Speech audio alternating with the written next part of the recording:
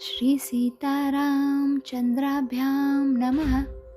महर्षि वाल्मीकि प्रणीत श्रीमद् वाल्मीकि रामायण प्रथम भाग बालकांड। एकादश सर्ग में हमने सुना, मंत्री सुमंत्र के कहने से राजा दशरथ का सपरिवार अंगराज के यहाँ जाकर वहाँ से शांता और ऋषिशृंग को अपने घर ले आना। द्वादश सर्ग में हम सुनेंगे राजा का ऋषियों से यज्ञ कराने के लिए प्रस्ताव। ऋषियों का राजा को और राजा का मंत्रियों को यज्ञ की आवश्यक तैयारी करने के लिए आदेश देना।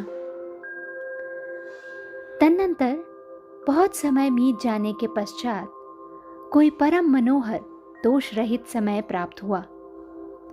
उस समय बसंत ऋतु का आरंभ हुआ था। राजा दशरथ ने उसी शुभ समय में यज्ञ आरंभ करने का विचार किया। तत्पश्चात उन्होंने देवोपम कांति वाले विप्रवर ऋषिशृंग को मस्तक झुकाकर प्रणाम किया और वंश परंपरा की रक्षा के लिए पुत्र प्राप्ति के निमित्त यज्ञ कराने के उद्देश्य से उनका वरण किया। ऋषिशृंग ने बहुत अच्छा कहकर उनकी प्रार्थना स्वीकार की और उन पृथ्वीपति नरेश से उन्होंने कहा, राजन, यज्ञ की सामग्री एकत्र कराइए। भूमंडल में भ्रमण के लिए आपका यज्ञ संबंधी अश्व छोड़ा जाए और सरयू के उत्तर तट पर यज्ञ भूमि का निर्माण किया जाए। तब राजा ने कहा, मंत्री सुमंत्र, तुम शीघ्र ही वेद विद्याओं के परांगत ब्राह्मणों तथा ब्रह्मवादी ऋत्विजों को बुला ले आओ। सुयज्ञ, वामदेव, जाबाली, काश्यप, पुरोहित वशिष्ठ तथा अन्य जो श्रेष्ठ ब्राह्मण हैं, उन सबको बुलाओ। तब शीघ्रगामी सुमंत्र तुरंत जाकर वेद विद्याओं के पारगामी उन समस्त ब्राह्मणों को बुला लाए। धर्मात्मा राजा दशरथ ने उन सब का पूजन किया और उनसे धर्म तथा अर्थ से युक्त मधुर वचन कहा। महर्षियों, मैं पुत्र के लिए निरंतर संतप्त रहता हूँ। उसके बिना इस राज्य आदि से मुझे सुख नहीं मिलता। अतः मैंने ये विचार किया है कि पुत्र के लिए अश्वमेध यज्ञ का अनुष्ठान करूं। इसी संकल्प के अनुसार मैं अश्वमेध यज्ञ का आरंभ करना चाहता हूं। मुझे विश्वास है कि ऋषि पुत्र ऋषिशृंग के प्रभाव से मैं अपनी संपूर्ण कामनाओं को प्राप्त कर लूंगा।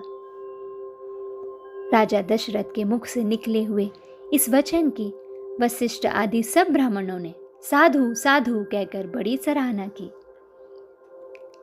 इसके बाद ऋषिशृंग आदि सब महर्षियों ने उस समय राजा दशरथ से पुनः यह बात कही, महाराज, यज्ञ सामग्री का संग्रह किया जाए, यज्ञ संबंधी अश्व छोड़ा जाए तथा सरयू के उत्तर तट पर यज्ञ भूमि का निर्माण किया जाए।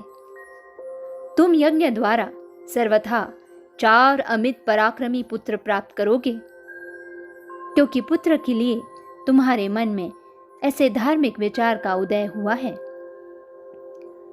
ब्राह्मणों की यह बात सुनकर राजा को बड़ी प्रसन्नता हुई।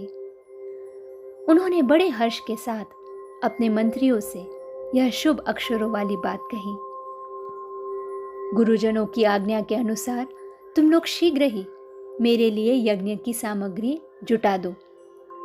शक्तिशाली वीरों के संरक्षण में यज्ञीय अश्व छोड़ा जाए और उसके साथ प्रधान ऋत्विज भी हो। सरयू के उत्तर तट पर यज्ञ भूमि का निर्माण हो। शास्त्रोक्त विधि के अनुसार क्रमशः शांति कर्म, पुण्यः वाचन आदि का विस्तार पूर्वक अनुष्ठान किया जाए, जिससे विघ्नों का निवारण हो। तब बहुत अच्छा कहकर सभी मंत्रियों ने राजराजेश्वर दशरथ के उस कथन का आदर किया और उनकी आज्ञा के अनुसार सारी व्यवस्था की। तत्पश्चात उन ब्राह्मणों ने धर्मज्ञ श्रेष्ठ दशरथ की प्रशंसा की और उनकी आज्ञा पाकर सब वैसे आए थे वैसे ही फिर चले गए।